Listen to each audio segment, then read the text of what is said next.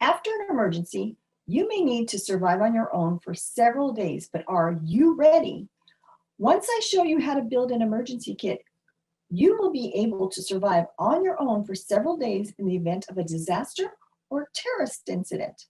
Disaster events and terrorist attacks can all happen without warning, so the first step in being ready for them is to be prepared. My name is Jennifer Mitchell. I am a volunteer member of the Community Emergency Response Team, also known as CERT, that works hand in hand with first responders at disaster or terrorist incidents. I have hands-on experience with building emergency kits that are useful and may save your life, or at least help you to survive until help arrives. Everyone should know the importance of an emergency kit. There are 4 things to know about when you are building your emergency kit. Number 1, what to have in a basic emergency supply kit. Number 2, what to additionally include in the kits to help prevent the spread of coronavirus and to also customize it for you and your family. Number 3, maintaining your kit. And number 4, storing your kit. Now let's begin by building the basic emergency kit. The first step is to gather the materials to build the basic emergency kit, which could include the following recommended items. First, you'll need a container. Okay. You can put it in one container or you can put it in multiple containers. Okay. I like to put them in 3 containers, one that holds the water, one that holds the food, and then one that holds the rest of the supplies. Okay. You will need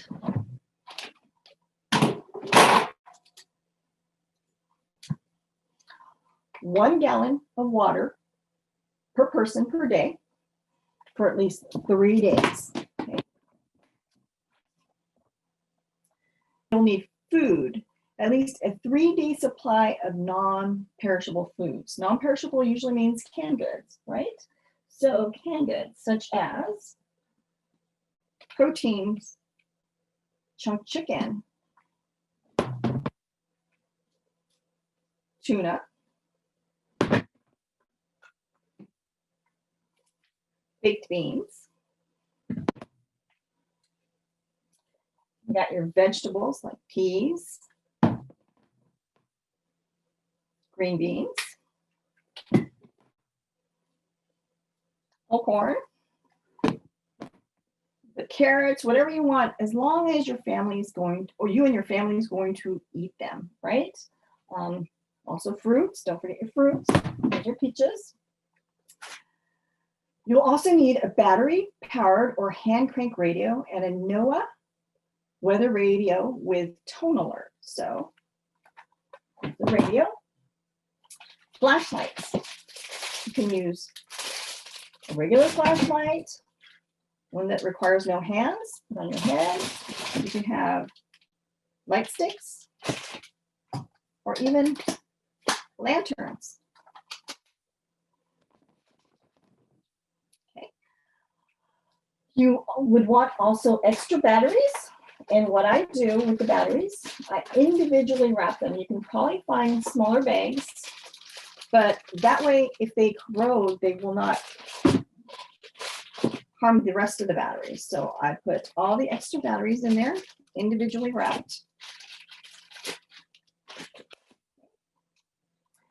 And a whistle. You would need a whistle just in case you need to signal for help. A dust mask to help filter contaminated air. Plastic sheeting, right? You have plastic sheeting and duct tape, right? To shelter in place, you need moist towels, garbage bags, and plastic ties, basically for personal sanitation. You'll also need a wrench.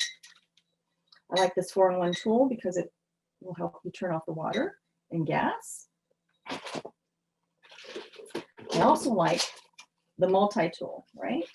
Because this tool has pliers and all sorts of other knickknacks on it. You know, it's got a knife, it's got all these little screwdrivers and all sorts of things in it. It's called a multi-tool. This one's made by Leatherman. And you would also need a manual can opener. So this you got it. Doesn't look like a can opener, but it is a can opener. You see that? The manual can opener. Just in case you don't have electricity. You would want to put local maps in here, your cell phone with chargers and battery backups. Battery backups. Right. And what you would want to also do if you want to make sure you have everything is go to ready.gov and download your list of a basic emergency kit. Right. And in the spring of 2020, the CDC has recommended people include additional items in their kits to help prevent the spread of coronavirus or other viruses and the flu. Consider adding the following items to your emergency supply kit based on your individual needs and customize it specifically for you and your family. Masks. So for coronavirus, for everyone ages 2 and above, okay? You want to put soap, hand sanitizer, disinfecting wipes and to disinfect the surfaces, your prescription medication, non-prescription medication, such as pain relievers and anti-diarrhea medication, antacids or laxatives. You want to include your prescription eyeglasses and contact lens solution. For those who have babies, infant formula, bottles, diapers, wipes, and diaper rash cream. For people who have a pet food and extra water for your pet. You'd want cash or traveler's checks. The cash you would want in smaller denominations, important family documents such as copies of insurance policies, ID, bank account records, saved electronically or in a waterproof portable container. You want sleeping bags and warm blankets for each person. I tend to put in, besides those things, I also put in an emergency blanket, okay? And a complete change of clothing appropriate for your climate and sturdy shoes. You might want to put a fire extinguisher in there, matches in a waterproof container for women, feminine supplies, and personal hygiene items. You want mess kits, paper cups, plates, paper towels, what else? Plastic utensils. You might want paper and pencil, books and games and puzzles or other activities for children to keep their mind off what's going on. I also add something like this for my water. So when I put the water in it, I can use the spigot, right? I also put sandwich bags in there. So if I need to individually wrap things, okay? I also add, just in case I have to remove debris and other things, is safety goggles. I put safety goggles in there, right? And gloves, right? Okay. So now that you have built your emergency kit, what happens next? After assembling your kit, remember to maintain it so it's ready when needed. Keep canned food in a cool, dry place. Stored box food in tightly closed plastic or metal containers. Always replace your expired items as needed. So look at the dates on your cans. Refresh your water at least every 6 months. Rethink your needs every year and update your kits as your family needs change.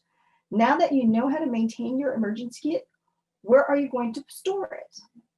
Since you don't know where there will be an emergency, prepare supplies for home, work, and cars, right? In your home, this would be something for your home.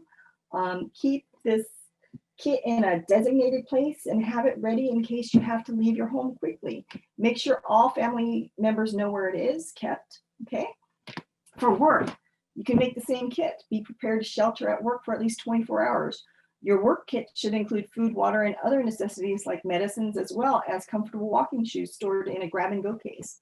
So you might not have all 4, but like a smaller version, at least 24 hours instead of 3 days. And your car, you can put those same items in and have a kit like this in your car, ready to go at all times, you know? It's important to be as prepared as possible for a disaster or terrorist incidents. This will help mitigate serious impacts from unexpected events. The unexpected will strike sooner or later, and you'll want to be in the strongest position possible when it does manifest. Ready? It's time to stop worrying about what could happen and focus on how you can mitigate its impact. You and your family's livelihood are too important to leave it to chance.